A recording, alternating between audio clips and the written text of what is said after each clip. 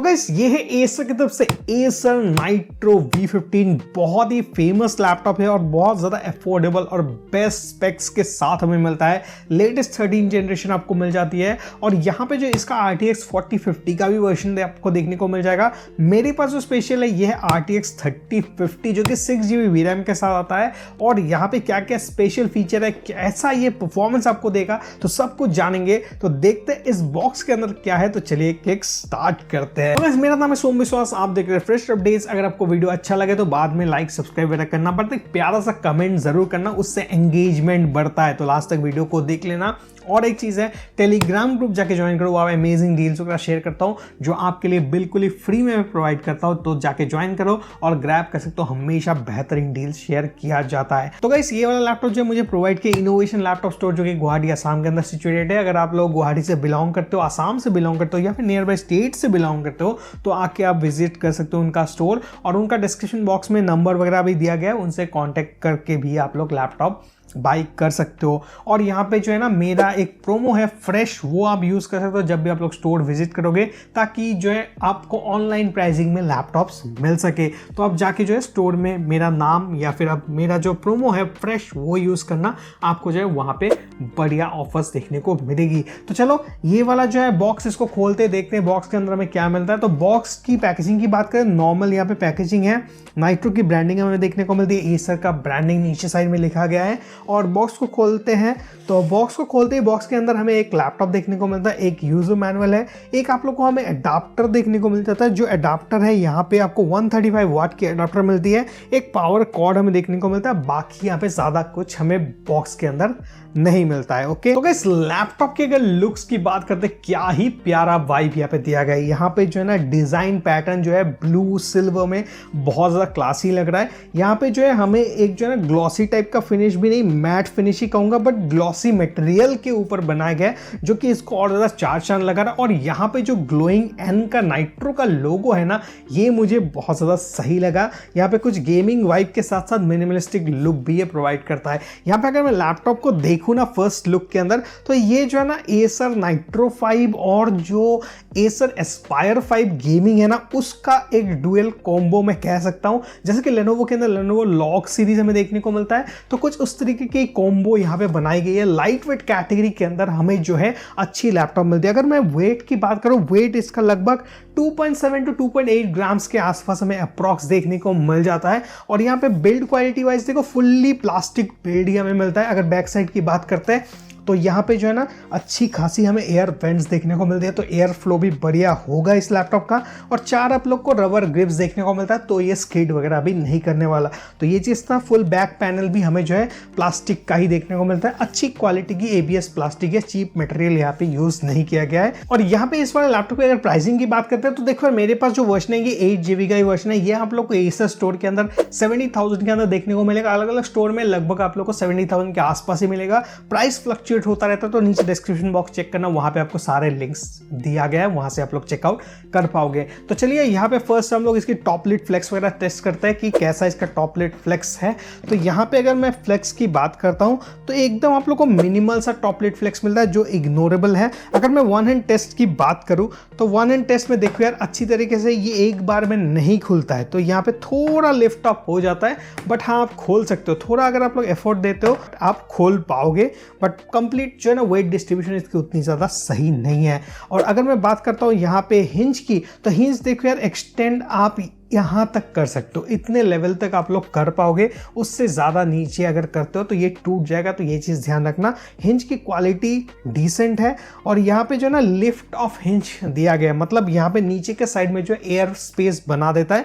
जब भी मैं इसको लिफ्ट ऑफ करता हूँ ना, तो ये देखो मैंने इसको लिफ्ट किया तो थोड़ा यहाँ पे स्पेस बन जाता है ताकि एयर फ्लो अच्छी तरीके से मेंटेन हो। तो ये चीज़ बहुत ज़्यादा बढ़िया है, नोटिसेबल है। और यहाँ पे आप लोग को रबर का जो है छोटा छोटा ग्रिप भी दिया गया है, मतलब यहाँ पे जब भी आप लोग इसको खोलोगे तो यहाँ पे ये स्क्रैचेस नहीं लगेगा, उस रबर के ऊपर सारा प्रेशर गिरने वाला है। तो ये छोटी छोटी डिटेल जो है ना मैटर करता है, तो इसलिए इस लैपटॉप को जो है खास बनाता है कुछ कुछ चीज़ें। अगर मैं बात करता हूँ यहाँ पे अंदर के साइड में, तो यहाँ पे आप लोग देख पाओगे कट्स एंड डिज़ाइन लैपटॉप की बहुत सही है। यहाँ पे देख पा रहे हो आप लोग कीबोर्ड के साइड में भी कट्स डिज़ाइन जो है डायमंड कट आप लोग को यहाँ पे दिखाई दे रहा है, डायमंड कट डिज़ाइन। और यहाँ पे अगर मैं बात करूँ लोगो की, तो नाइट्रो की लोगो जो बीच में हमें देखने को मिल रही है और आपको जो है डिस्प्ले के नीचे ही जो है एयर वेंट देखने को मिल जाता है, एयर आउटलेट वेंट। लोग यहाँ पे क्वेश्चन करेंगे कि यहाँ पे ये जो एयर आउटलेट वेंट है इसके थ्रू स्क्रीन पे जो है ना गर्म हवाएं गिरेगा, स्क्रीन खराब होगा, ऐसा कुछ नहीं होता है ब्रदर। तो ये जो है ना बहुत अच्छी तरीके से डिज़ाइन किया गया, तो कुछ अच्छा ही आप लोगों को एक्सपीरियंस मिलेगा,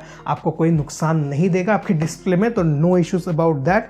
बाकी यहाँ पे डिस्प्ले की बात करते हैं तो डिस्प्ले के साइड में आप लोग को दो साइड में अच्छे पतले बेजल्स मिलते हैं, ऊपर के साइड में थोड़ा नैरो बेजल है और यहाँ पे आपको वेबकैम भी देखने को मिल जाता है और वेबकैम के अंदर कोई भी प्राइवेसी स्ट्रक्चर वगैरह नहीं है, तो ये चीज़ ध्यान रखना। और यहाँ पे जो कीबोर्ड है फुल साइज कीबोर्ड हमें देखने को मिल जाता है, बट एक चीज़ मुझे पहले ही सबसे बुरा लगा, यहाँ पे जो कीज का सेक्शन है ना, एरो कीज, वो बहुत ज़्यादा छोटा है यार, ये यूज़ ही नहीं कर सकते जब भी आप लोग गेमिंग वगैरह करोगे, तो ये चीज़ ही बुरी है। बाकी जो फुल साइज कॉम्पैक्ट कीबोर्ड है जहाँ पे आप लोग सारे कीज़ को यूज़ कर सकते हो, यहाँ पे फुल आप लोग को जो नम पैड है वो भी आप लोग को साइड में देखने को मिल रही है, बट स्पेसिंग थोड़ा यहाँ पे कम हो गया है अगर मैं कीबोर्ड की स्पेसिंग की बात करूँ तो। चलो यहाँ पे अगर मैं ट्रैक पैड की बात करूँ तो ट्रैक पैड यहाँ पे नॉर्मल प्लास्टिक ही ट्रैक पैड है, बड़े साइज के ट्रैक पैड है, आप यूज़ कर पाओगे। अलॉन्ग विद इट यहाँ पे इंटेल का स्टिकर है, एनवीडिया का स्टिकर है, साइड में जो है यहाँ पे नाइट्रो V15 की आप लोग को सारे स्पेक्स वगैरह लिखी गई है, बाकी यहाँ पे कुछ देखने लायक है नहीं। तो इस वीडियो में आगे बढ़ने से पहले यहाँ पे इसका जो स्पेसिफिकेशन है वो मैं शेयर करता हूँ। तो यहाँ पे जो स्पेसिफिकेशन यूज किया गया है, यहाँ पे CPU जो है i5 की तरफ से i5 13420H हमें देखने को मिलता है, अप टू 4.60 गीगाहर्ट्ज की यहाँ पे जो ना बूस्ट क्लॉक देखने को मिलती है, 8 कोर 12 थ्रेड यहाँ पे मिलती है, 45 वाट TGP के साथ ये हमें देखने को मिलेगा और यहाँ पे 8 GB का DDR5 रैम है, 5200 मेगाहर्ट्ज की है, जो अप टू 32 GB तक आप यहाँ पे अपग्रेड करना है कर सकते हो। अलॉन्ग विद यहाँ पे 512 GB की Gen 4 SSD मिल जाती है, NVMe SSD, और यहाँ पे जो GPU है RTX की 3050 मिलेगी जो कि आप लोग को 6 GB VRAM के साथ मिलता है, बट यहाँ पे TGP जो है वो 65 वाट की आपको देखने को मिल जाती है। तो यहाँ पे ओवरऑल स्पेक्स मैंने आप लोगों को बता दिया। तो यहाँ पे अगर डिस्प्ले की बात करते हैं तो डिस्प्ले देखो यार 15.6 इंच की जो है आपको फुल HD IPS पैनल देखने को यहाँ पे मिल जाता है, TFT LCD आप लोग को यहाँ पे मिलता है।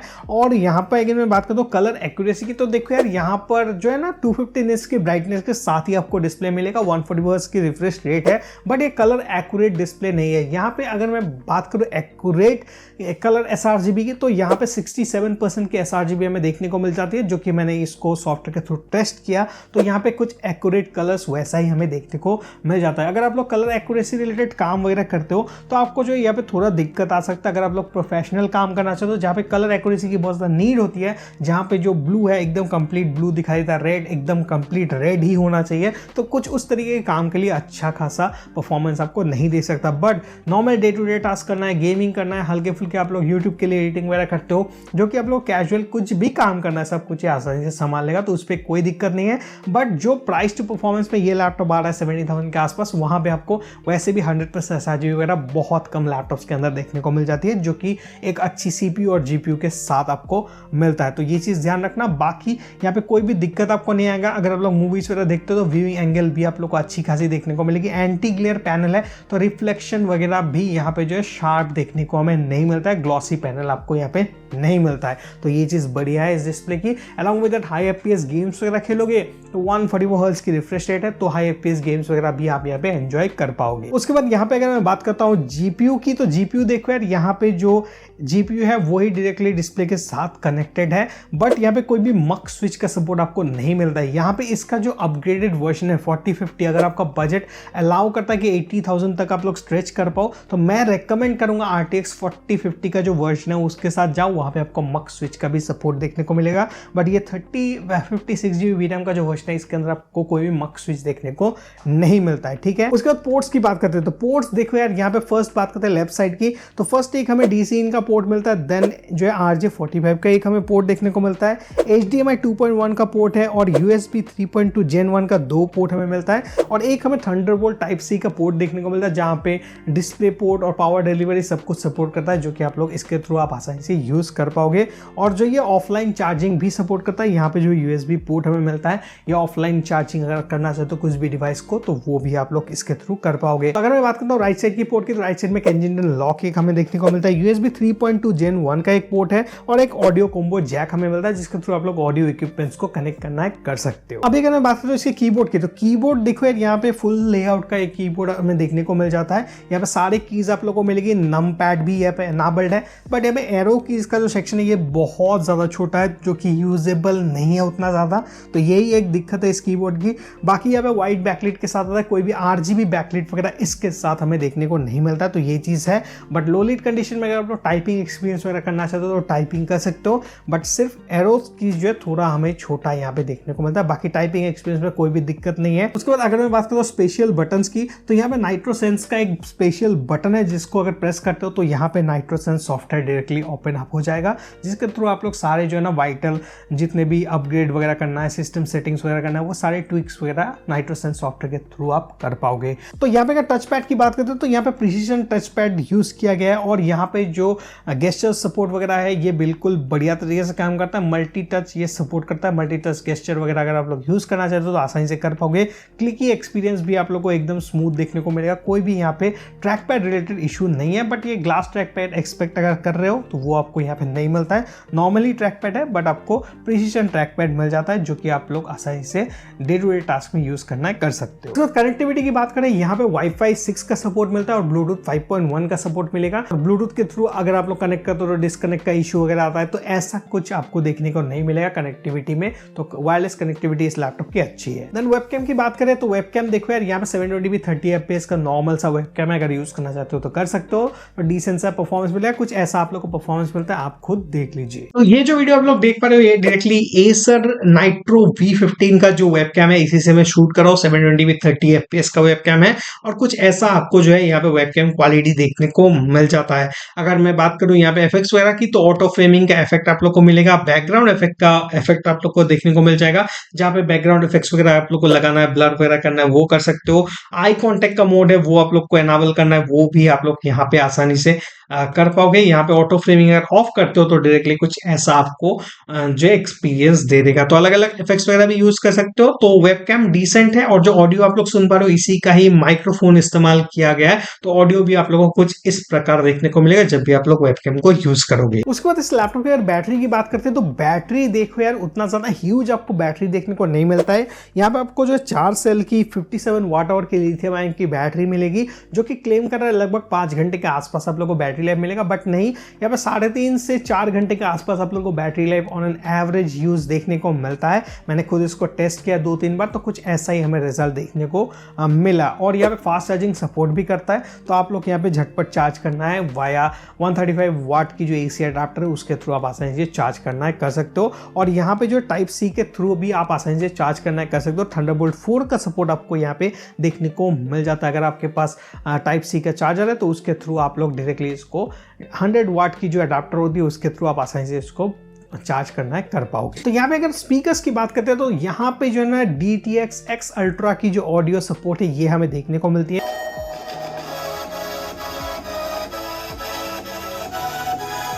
तो यहाँ पे ऑडियो जो है आपको लाउड सुनाई देगा, 80 dB के ऊपर ही लाउडनेस ये आपको दे देता है। तो डिसेंट सा स्पीकर है, मैं नहीं कहूँगा बोम्बास्टिक बेस आप लोगों को मिलेगा, बट डिसेंट स्पीकर है, अकॉर्डिंग टू लैपटॉप आप यूज कर सकते हो, खराब ऑडियो नहीं आएगा। ठीक है, तो गाइस यहाँ पे सॉफ्टवेयर की बात करें तो यहाँ पे डेडिकेटेड जो नाइट्रो की खुद की नाइट्रोसेंस सॉफ्टवेयर, जो कि यहाँ पे डेडिकेटेड बटन अगर आप लोग प्रेस करते हो तो इसको एक्सेस कर सकते हो। तो यहाँ पे कुछ ऐसा इंटरफेस मिलता है, होम में आप लोग को कुछ सारा जो है ना मॉनिटरिंग सिस्टम वगैरह दिखाई दे रहा है, GPU CPU की टेम्परेचर वगैरह सारी चीजें आप लोग को मिल जाएगी। नेक्स्ट सिनेरियो का मोड आप लोग को मिलेगा, जहां पे मोड आप लोग को मिलता है यहाँ पे बैलेंस्ड मोड है, इको मोड है, जो भी आप लोग यूज करना चाहते हो कर सकते हो। इको मोड में आप लोग बैटरी को सेव करना है वो कर पाओगे, नॉर्मल यूसेज में अच्छी है। तो यहाँ पे हमें एक फैन कंट्रोल का भी टैब देखने को मिलता है। वहां पे अगर आते हो तो यहाँ पे आप लोग देख पा रहे हो अभी ऑटो के अंदर है, तो यहाँ पे GPU का जो फैन है ये जो है ना 2041 के आसपास यहाँ पे RPM है, और CPU का यहाँ पे 2276 के आसपास है, जो कि फ्लक्चुएट होते रहता है। राइट, अभी मैं यहाँ पे अगर मैक्स पे जाता हूँ, just tap on it, sound सुनो,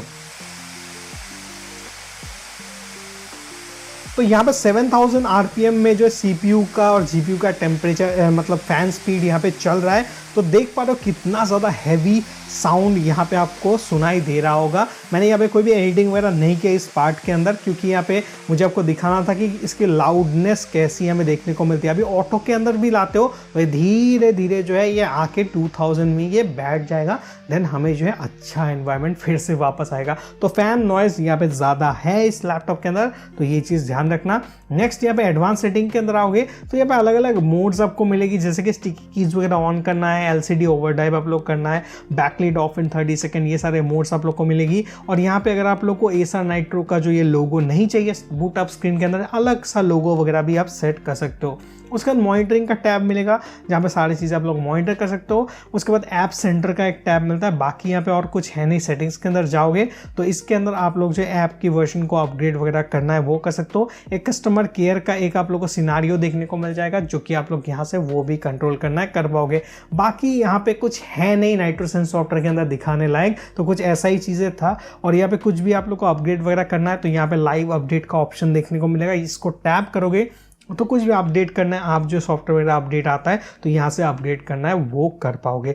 बाकी इस सॉफ्टवेयर जो एकदम सिंपल टू यूज़ है, कोई भी यहाँ पे इंटरफेस आप लोग को अलग सा देखने को नहीं मिलता। यहाँ पे कोई मक स्विच आप लोग को नहीं मिलता, इसीलिए कोई भी जो ना GPU स्विच करने का ऑप्शन भी आपको यहाँ पे नहीं मिलता है। तो गाइस अभी हम लोग यहाँ पे बेंचमार्क टेस्ट का रिजल्ट आप लोगों के साथ शेयर करेंगे, बट उससे पहले यहाँ पे रूम का टेम्परेचर मैं बता देता हूँ 26 डिग्री के आसपास मेंटेन्ड है, और यहाँ पे चार्जर प्लग्ड इन है, और जो है यहाँ पे जो डेडिकेटेड GPU है वो ऑलरेडी है, क्योंकि मक स्विच यहाँ पे एनाबल्ड नहीं है तो वो ही एनाबल्ड है। और उसके बाद सारे टेस्ट मैंने यहाँ पे कंडक्ट किया, तो चलिए एक एक करके सारे रिजल्ट देखते हैं। तो फर्स्ट मैंने यहाँ पे 3D मार्क की तरफ से जो CPU प्रोफाइल है वो मैंने टेस्ट किया, तो यहाँ पे कुछ रिजल्ट हमें ऐसा देखने को मिला। मैक्स थ्रेड 16 थ्रेड में कैसा हमें सपोर्ट देखने को मिलता है वो आप लोग पॉज करके सारे जो है ना CPU प्रोफाइल देख सकते हो। देन मैंने यहाँ पे 3D मार्क की तरफ से जो टाइम स्पाई होता है वो मैंने टेस्ट किया, जहाँ पे मुझे स्कोर मिला 5314 और ग्राफिक्स स्कोर 4975 और CPU के स्कोर 8657। यहाँ पे ऑन एन एवरेज स्कोर जो है 5615 मिला है, और यहाँ पे जो मुझे स्कोर मिला वो मिला 5314। क्यों मिला?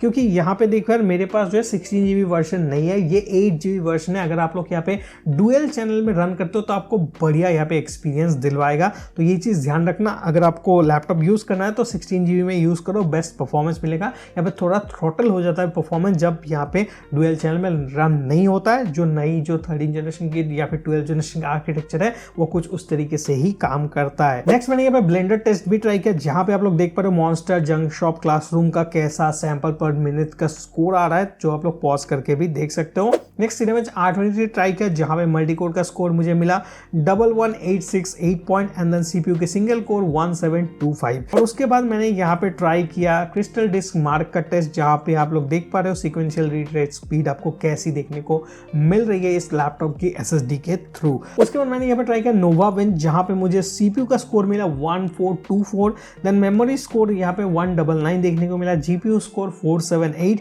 और स्टोरेज स्कोर यहाँ पे हमें देखने को मिला 374, जो कि आप लोग पॉज करके सारी चीजें देख सकते हो। नेक्स्ट मैंने यहाँ पे PC मार्क 10 भी ट्राई किया, जहाँ पे मुझे ओवरऑल स्कोर मिला 6668, और ये जो स्कोर है मैं कह रहा हूँ ना 7000 प्लस आसानी से चला जाएगा जब भी आप लोग यहाँ पे डुअल चैनल में इस लैपटॉप को रन करोगे।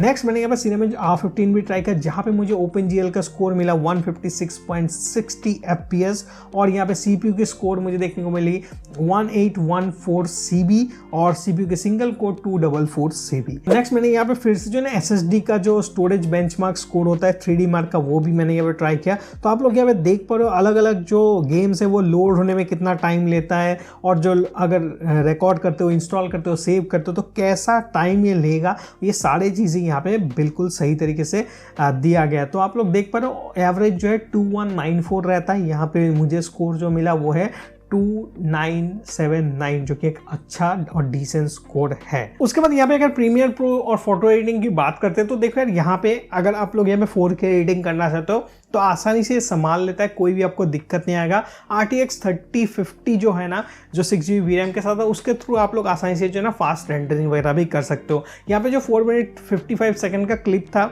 वो मैंने यहाँ पे डुअल लेयर के अंदर जो है प्लेस किया, और वहाँ पे एडजस्टमेंट लेयर के अंदर बहुत सारे एफेक्ट्स वगैरह भी ऐड किया गया था, कलर करेक्शन भी किया गया था। उसके बाद इसको रेंडर करने पर जो है ना 4 मिनट का क्लिप लगभग जो है 8 मिनट के आसपास लिया था ये कंप्लीट रेंडर होने में, जो कि बहुत ही सही है।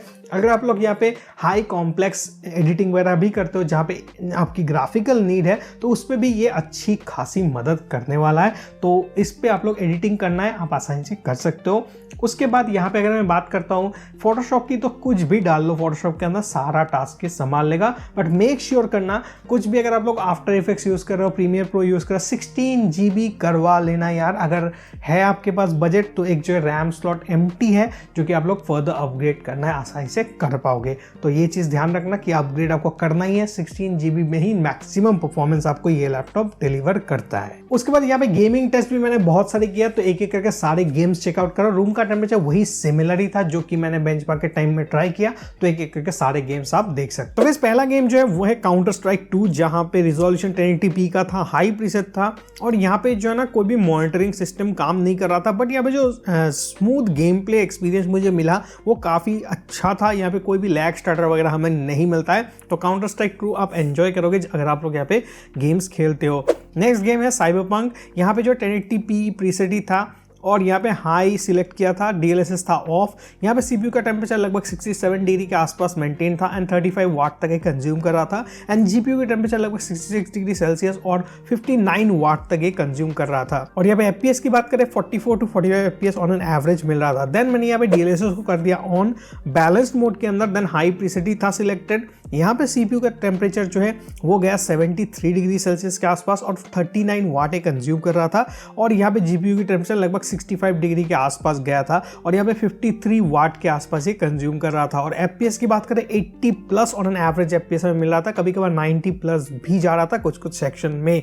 और यहाँ पे उसके बाद DLSS रखा था ऑटो के अंदर, RTX मीडियम कर दिया और सेम हाई प्रीसेट ही था। यहाँ पे CPU का जो टेम्परेचर है 75 डिग्री के आसपास गया और 33 वाट ही कंज्यूम कर रहा था। देन GPU की टेम्परेचर यहाँ पे 65 डिग्री सेल्सियस के आसपास और 59 वाट कंज्यूम कर पा रहा था। एंड यहाँ पे FPS जो है 35 FPS हमें मिल रहा था ऑन एन एवरेज। नेक्स्ट जो गेम है वो है फार क्राई 6, जहाँ पे अल्ट्रा प्रीसेट सिलेक्टेड था, 1080p का प्रीसेट यहाँ पे सिलेक्टेड था और यहाँ पे CPU की टेम्परेचर लगभग 81 डिग्री के आसपास गया था मैक्स एंड 30 वाट कंज्यूम कर रहा था। एंड GPU की बात करें 67 डिग्री सेल्सियस के आसपास था और 55 वाट कंज्यूम कर पा रहा था। और यहाँ पे एवरेज FPS की बात करें 55 ऑन एन एवरेज FPS ये दे रहा था। देन यहाँ पे हाई प्रीसेट जो है वहाँ पे टेस्ट करने पर यहाँ पे CPU का टेम्परेचर लगभग 75 डिग्री सेल्सियस तक गया, जो कि थोड़ा ड्रॉप हुआ, पहले 81 जा रहा था, अभी यहाँ पे 30 वाट ही सिमिलर सा कंज्यूम कर पा रहा था। देन GPU की टेम्परेचर यहाँ पे 67 डिग्री सेल्सियस के आसपास और 61 वाट कंज्यूम कर रहा था और एवरेज FPS यहाँ पे 70 FPS तक यहाँ पे आपको इंक्रीमेंट देखने को मिलती है फ्रॉम 55। अगर आप लोग यहाँ पे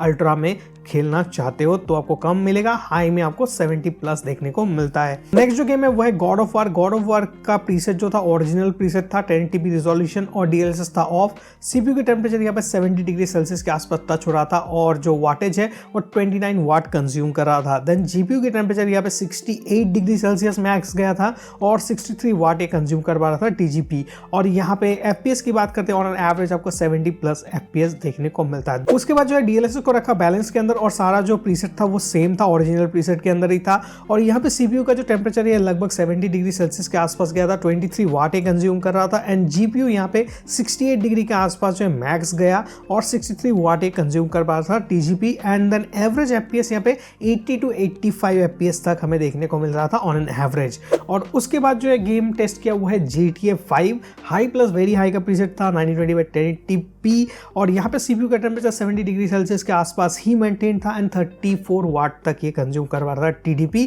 और यहाँ पे TGP की बात करें GPU की तो यहाँ पे 60 वाट तक मैक्स गया और 66 डिग्री सेल्सियस के आसपास ये टेम्परेचर को मेंटेन कर रहा था। एवरेज FPS यहाँ पे 100 प्लस एवरेज FPS मिल रहा था, कभी कभार जो है ना 120 तक भी जा रहा था, कभी कभार 85-86 भी आ रहा था। तो ऑन एन एवरेज आप 100 प्लस FPS लगा के चल सकते हो। देन मैंने ट्राई किया यहाँ पे हॉगवर्ट्स लीगेसी, जो कि हाई प्रीसेट सिलेक्टेड था, 1080p रिजोल्यूशन, DLSS था ऑफ। FPS यहाँ पे 55 FPS ऑन एवरेज देखने को मिला। CPU की टेम्परेचर लगभग 77 डिग्री के आसपास था, 32 वाट कंज्यूम कर रहा था। एंड यहाँ पे GPU की टेम्परेचर 65 डिग्री के आसपास एंड 57 वाट TGP यहाँ पे ये कंज्यूम कर पा रहा था। देन यहाँ पे DLSS को रखा ऑन बैलेंस के अंदर, तब मुझे FPS में इंक्रीमेंट देखने को मिला फ्रॉम 55, अभी हमें जो है ना 85 प्लस ऑन एन एवरेज देखने को मिला था। टेम्परेचर में थोड़ा डिफरेंस हमें देखने को मिलता है, जो कि 78 डिग्री सेल्सियस के आसपास था CPU का टेम्परेचर और 38 वाट जो है TDP यहाँ पे कंज्यूम कर रहा था और GPU यहाँ पे 65 डिग्री सेल्सियस के आसपास और TGP कंजम्पशन जो है 58 वाट की हमें मिल रही थी। देन मैंने यहाँ पे स्पाइडरमैन माइल्स मोडाल्स भी ट्राई किया। 920x1080 DLSS था, ऑफ हाई प्रीसेट सिलेक्टेड था। यहाँ पे एवरेज FPS हमें मिल रहा था 80 प्लस एवरेज FPS और जो है यहाँ पे CPU का टेम्परेचर लगभग 70 डिग्री सेल्सियस के आसपास गया था। 47 वाट कंज्यूम कर रहा था और GPU के टेम्परेचर 65 डिग्री सेल्सियस और 50 वाट कंज्यूम कर पा रहा था। देन मैंने यहाँ पे ट्राई किया वारजोन। 920x1080p का प्रीसेट था, बैलेंस के अंदर था और जो है यहाँ पे एक्सट्रीम हम लोगों ने ट्राई किया और यहाँ पे देखो यार DLSS ऑन करते वक्त यहाँ पे FPS जो है 90 प्लस और एवरेज FPS हमें मिल रहा था। CPU की टेम्परेचर लगभग 74 डिग्री सेल्सियस के आसपास था, कभी कभार 75 भी टच किया था और 35 वाट ये जो है ना TDP कंज्यूम कर पा था। अभी अगर GPU की TGP की बात करें तो यहाँ पे देखो यार 51 वाट तक मैक्सिमम हमें देखने को मिला और 85 टू 86 डिग्री के आसपास यहाँ पे टेम्परेचर मेंटेन था। देन DLSS को ऑफ करके एक्सट्रीम के अंदर ही हम लोगों ने टेस्ट किया तो यहाँ पे जो ना 66 FPS हमें मैक्स देखने को मिलता ऑन एन एवरेज और यहाँ पे CPU के टेम्परेचर 80 डिग्री तक टच कर रहा था और 33 वाट जो है ना ये TGP कंज्यूम कर रहा था। तो ये 80 डिग्री जो है मैक्स टेम्परेचर है, ये जो है ना स्टेबल होकर 75 के आसपास ही घूमता रहता है। ओके, एंड GPU की अगर बात करते हैं यहाँ पे 65 डिग्री सेल्सियस के आसपास यहाँ पे टेम्परेचर गया था और 54 वाट जो है TGP कंज्यूम कर पा रहा था। तो यहाँ पे आप देख पा रहे हो अगर आप लोग यहाँ पे DLSS को ऑन करते हो एक्सट्रीम के अंदर तो यहाँ पे 30 FPS तक आप लोग को इंक्रीमेंट देखने को मिलती है जो कि बहुत सही है। उसके बाद यहाँ पे Valorant ट्राई किया। 920x1080 प्रीसेट था, हाई और जो है VSync यहाँ पे ऑफ था। यहाँ पे हमें देखने को मिलता है on an average 240 plus FPS और CPU की टेम्परेचर 74 डिग्री सेल्सियस के आसपास 43 वाट ये कंज्यूम कर रहा था और GPU की बात करें यहाँ पे 60 डिग्री के आसपास मेंटेन था टेम्परेचर और 35 वाट TGP ये कंज्यूम कर पा रहा था। तो गाइस हमें फाइनल वर्डिक्ट की बात करते हैं तो देखो यार यहाँ पे अगर मैं गेमिंग परफॉर्मेंस की बात करता हूँ ना तो यहाँ पे जो गेमिंग परफॉर्मेंस है ये मुझे बिल्कुल बढ़िया देखने को मिला और यहाँ पे जो टेम्परेचर हमें देखने को मिल रहा था मैक्सिमम वो 75 टू 80 डिग्री के बीच में था ऑन एन एवरेज। ये 76 तक आप पकड़ के चल सकते हो बट बहुत ही लाजवाब यहाँ पे हमें टेम्परेचर कंट्रोल देखने को मिलता है। कोई भी थ्रॉटलिंग स्टटर वगैरह मुझे देखने को नहीं मिला ड्यूरिंग गेम प्ले, तो ये चीज़ था। बाकी यहाँ पे अगर मैं कॉन्स की बात करता हूँ इस लैपटॉप की तो देखिए ज़्यादा कॉन्स यहाँ पे नहीं है। एक चीज़ मैं बताना चाहूँगा यार, कॉन्स तो नहीं है बट यहाँ पे 16 GB वाला वर्जन ही आपको लेना है ताकि आपको बेस्ट परफॉर्मेंस मिले। दूसरी चीज़, अगर आप 70,000 इस लैपटॉप के अंदर स्पेंड कर रहे हो, मैं कहूँगा 10,000 ज़्यादा स्पेंड करके नाइट्रो V15 का सिमिलर वर्जन आप लोगों को मिलेगा 16 GB VRAM के साथ बट RTX 4050 आपको देखने को मिलता है। उसके साथ जाओ, इससे बेटर परफॉर्मेंस मिलेगा और वहाँ पे DLSS 3 का फ़ायदा आप लोग को मिल जाएगा। DLSS फ्रेम जनरेशन का जो है फ़ायदा आप वहाँ पे डायरेक्टली उठा सकोगे ताकि आपको और भी ज़्यादा बेटर एक्सपीरियंस मिले। और 50 के अंदर आप लोग को 6 GB VRAM ही मिलता है बट वहाँ पे जो वाटेज है वो भी आपको थोड़ा ज़्यादा देखने को मिलेगा, तो परफॉर्मेंस आपको तगड़ा वहाँ पे मिल जाएगा। बट यहाँ पर भी ख़राब नहीं है। अगर 70,000 आपका बजट अभी है और अलाउ नहीं कर सकते आपका पॉकेट तो ये देख सकते हो और एक रैम लेटर ऑन अब अपग्रेड ज़रूर करना फॉर मैक्सिमम परफॉर्मेंस। तो यही था। बाकी एरो कीज से मुझे दिक्कत है यार, ये जो एरो कीज है चेंज करो अगर आप चेंज कर सकते हो। एसर इतना कॉम्पैक्ट मत करो। कोई भी गेमिंग लैपटॉप बोल के बेच रहे हो तो यार एरो कीज थोड़ा बड़ा रखो। लेनोवो के लैपटॉप्स के अंदर देखो, MSI के लैपटॉप्स के अंदर देखो, वहाँ पे एरो कीज कैसे दिया जाता है। Asus के लैपटॉप्स के अंदर देखो तो एरो कीज के साइड में स्पेस ज़रूर से ज़रूर दिया करो नेक्स्ट अपग्रेड जब भी आप लोग करते हो, ठीक है। उसके बाद यहाँ पे एक चीज़ मैंने नोटिस किया, यहाँ पे टर्बो मोड के अंदर जब भी आप लोग यूज़ करते हो इसका फैन साउंड बहुत ज़्यादा तगड़ा हो जाता है जो कि बहुत ही ज़्यादा लाउड लगता है। बाहर बारिश हो रहा है तो ये चीज़ है, जब भी आप लोग यूज़ करोगे हेडफोन्स लगा के गेमिंग एक्सपीरियंस वगैरह करोगे तो अच्छा एक्सपीरियंस आएगा। या फिर आपको जो है नॉइज सहना होगा, बहुत लाउड हो जाता है इसका नॉइज। कुछ एक सैंपल है तो मैं सुना दूंगा जो कि यहाँ पे लगा दूंगा, अगर नहीं है तो आप इग्नोर कर सकते हो। तो आई होप ये वीडियो आपको पसंद आया तो लाइक कमेंट सब्सक्राइब शेयर करना और इसको अगर परचेस करना है तो नीचे बेस्ट बाय लिंक आप लोग देख लेना, वहां से जाकर आप लोग परचेस कर सकते हो। लोकली लेना चाहते हो तो आप जो है ना इनोवेशन का जो डिटेल्स नीचे आपको दिया है वहां से भी जाके आप लोग एक्सेस कर सकते हो। मेक श्योर करना फ्रेश अपडेट्स जो फ्रेश कोड है ये आप जाके उनको जरूर बताएं। तो नीचे आपको डिस्क्रिप्शन बॉक्स चेक करो, वहां पे डिटेल्स भी दिया गया है। तो मिलते हैं किसी अगले इंटरेस्टिंग और अमेजिंग वीडियो के साथ, तब तक के लिए stay alert, stay safe and bye bye.